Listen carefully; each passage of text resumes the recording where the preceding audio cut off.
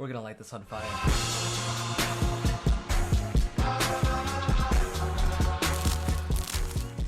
Okay, let's not waste any time. Quarantine photography part 2. Alright, so the overall theme of this video is going to be about objects, because let's face it, you're not going to always have access to models or a landscape, especially if you live in a place that requires you to quarantine. But not to worry, I still got some ideas for you, so let's just not waste any time.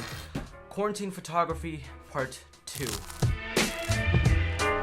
Okay, for photo number 1, you're gonna need 3 things. Number 1, you're gonna need a mirror, the bigger the better. Number 2, you're gonna need a laptop screen or any screen that pivots downwards.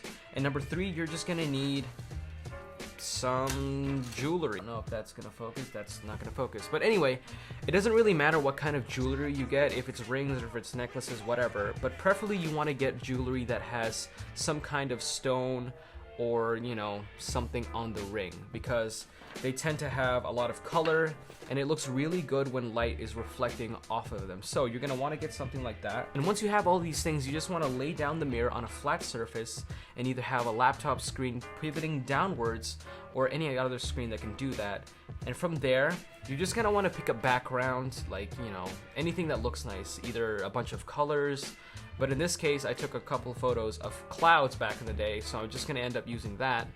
And then you're just gonna want to pivot the screen downwards so that reflection off of the background that you're choosing can be seen. And from that point, you just lay down the jewelry and you just lay down the jewelry in whatever form you like, and, you know, any form that you think is pleasing to the eye, and then fire away. Pro tip, it does help to have some light reflecting off of the jewelry's stones or gems or whatever. The more light you can reflect off of those, the better. It makes the colors pop, it makes everything so much brighter and a lot sharper. So yeah, go ahead and experiment with that. Don't be afraid to try new angles or positions or whatever. And the good thing about this is you can just keep doing this with any new background, so it's always gonna look new, because you can just do it with any other background that you'd like. So yeah, there's photo number 1.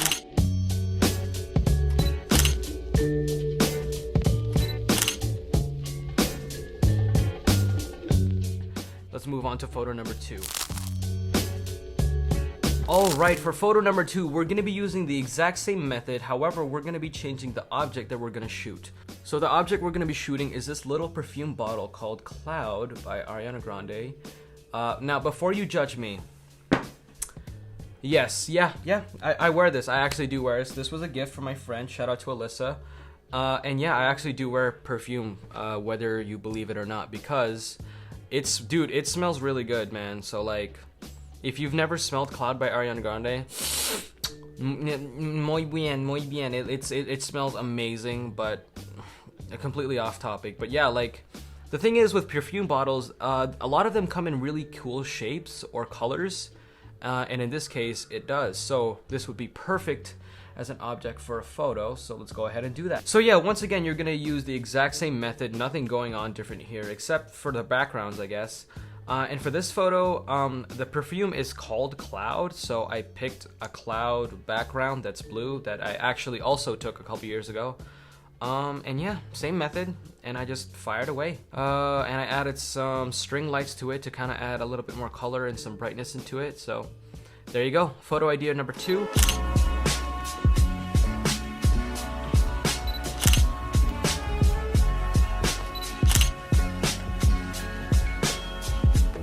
Let's go to photo idea number 3.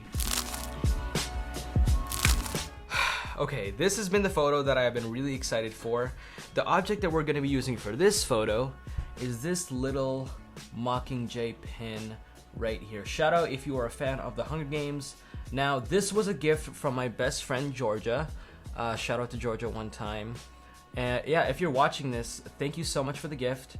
I will now proceed to light it on fire. So for this photo, I really wanted it to be a dark, moody looking photo, so I just chose a black surface, which this table works perfectly. And after I had my little surface here, I wanted to access the photo with stuff that made sense. So since I'm actually, you know, I actually do archery as a hobby, I actually do have real arrows and a real bow. So obviously, those make the most sense to accent this little photo, so I went ahead and did that. Yeah, and honestly, this was probably really, like, this was a really easy photo to take.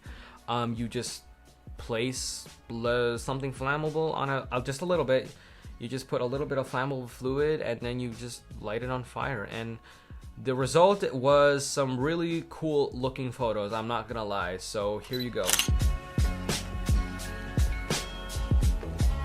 Alright, so those photos as themselves already look cool. However, I really wanted to try something different. So for this photo, I wanted just a straight view of the Mockingjay pin. So I put it in a pair of pliers and I set it up against a black background. And I was gonna do that thing we all did as a kid, where you basically turn on a lighter and you just use something flammable to spray it. Now this one was definitely more dangerous. However, nothing happened, so you know, but I mean, if the photos look good. But I mean, yeah, there you go. This was 3 photo ideas. Hopefully this video is kind of just kept short. But yeah, those are 3 video ideas. Those are 3 photo ideas that you can go ahead and try at home during quarantine, because, you know, don't let quarantine stop you from being creative. So there you go. But I mean, yeah, that's it for me, guys. Hope you liked the video. See you guys next time.